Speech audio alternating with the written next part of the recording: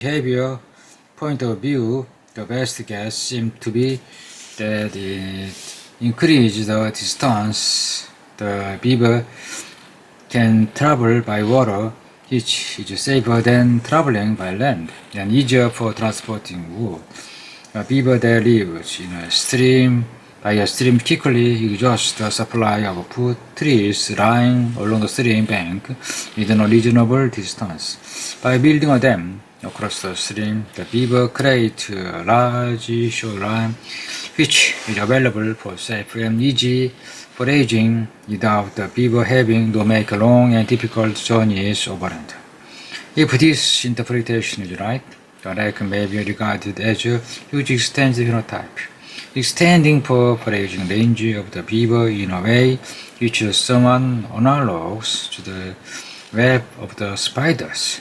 As in the case of a spider web, nobody has done a genetic study of a beaver dam, but we really do not need to in order to convince ourselves of the rightness of regarding the dam and the lake as part of the phenotypic expression of beaver genes. It's enough that we accept that beaver dams must have evolved in tiny and natural selection. This can only have come about if dams have varied under the control of genes. Just by talking about a few examples of animal artifacts, then we have pushed the conceptual range of the gene phenotype out of many miles. But now we come up against the complication. A beaver dam is usually the work of more than one individual. Mated pairs routinely work together, and successive generations of family may inherit the responsibility of the upkeep and extension of a traditional dam complex comprising a staircase of half a dozen dams stepping downstream, and maybe several canals as well. Now it would be easy to argue that a caddis house or a spider web was the extended phenotype of the genes of the single individual and build. But what are it to make of artifact, that is, the joint production of a pair of animal or a family, was considered mound built.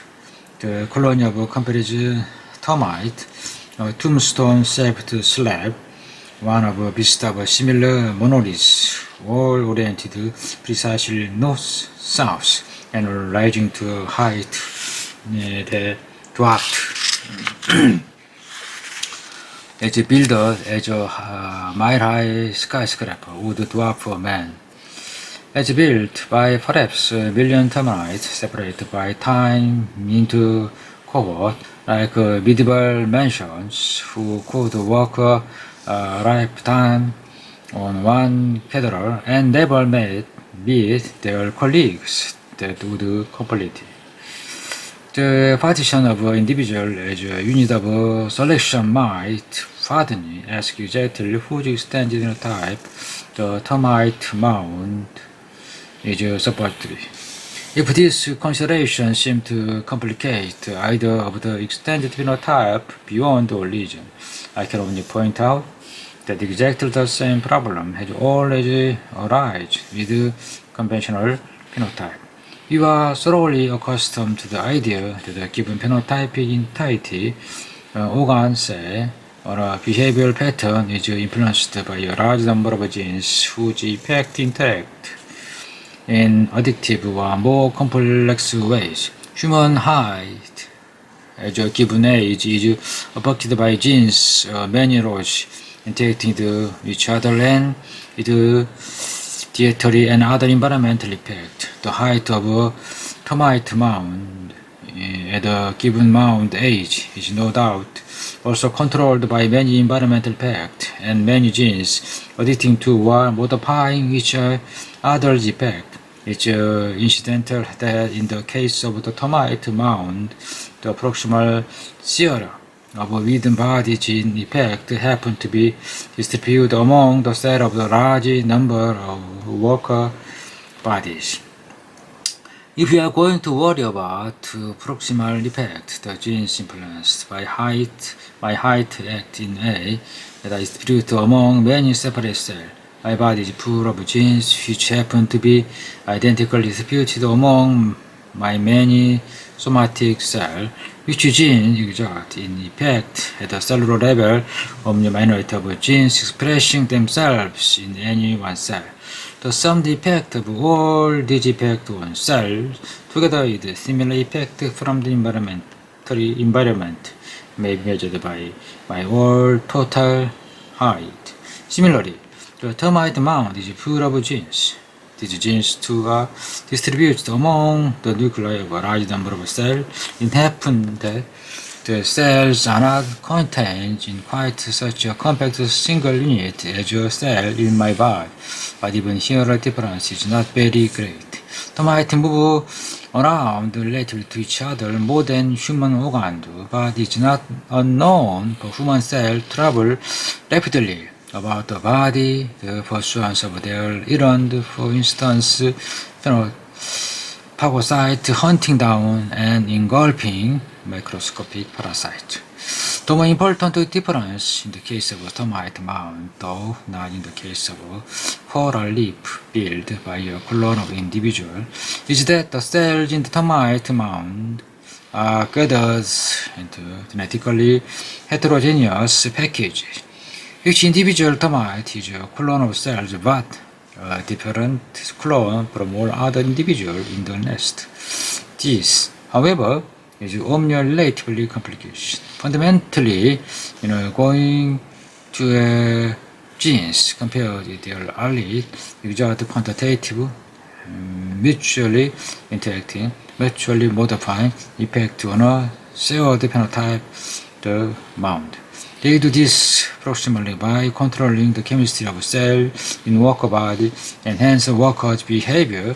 The principle is the same, whether the cell happen to organized into one large homogeneous clone, as in the human body, or into a heterogeneous collection of clones, as in the termite mound.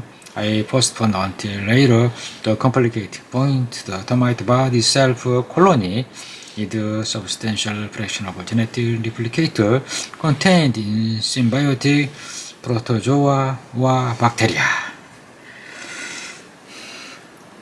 And then, would the genetics the termite mound look like? Suppose you were to do a population survey of a compass mound in the Australian steppe, scoring a trace such a color, base length with ratio to some internal structural feature. For termite mound are like bodies with a complex organ structure. How could we do a genetic study of such group manufactured phenotype? We do not hope to find a normal Mendelian inheritance with simple dominance. Obvious complication, as already mentioned, is that the genotype of an individual working on any one mound is not identical. For most of the life of average colony, however, all the workers were full siblings, the children of the primary royal pair of allied who founded the colony. Like their parents, the workers are diploid. We may presume the king's two sets of genes and the queen's two sets of genes are permute throughout the several millions of workers' bodies. The natural genotype of the aggregate of workers may therefore be regarded, in a sense, as a single tetraploid genotype consists of all the genes which the original founding pair contribute. It's not quite the simple as that. For various reasons, for instance, secondary reproductive often arise in all the colons, as these may take on the purely reproductive role if one of the original royal pair dies. That means that the workers building the later part of the mound may not be a full sibling of those that begin the task, but their nephews, and this probably inbreed and rather uniform, incidentally. These later productives still draw their progeny from the tetraploids introduced by the original royal pair, but their progeny will permute a particular subset of those original genes. One of these mound geneticists might look out for them is a sudden change in detail or mound building after replacement of primary reproductive by a secondary reproductive. Ignoring the problem introduced by a secondary reproductive, let us confine our hypothetical genetic study to younger colonies whose workers consist entirely of full siblings. Some characters in each mound vary, may turn out to be largely controlled at one locus, while others will be polygenically controlled at many rows.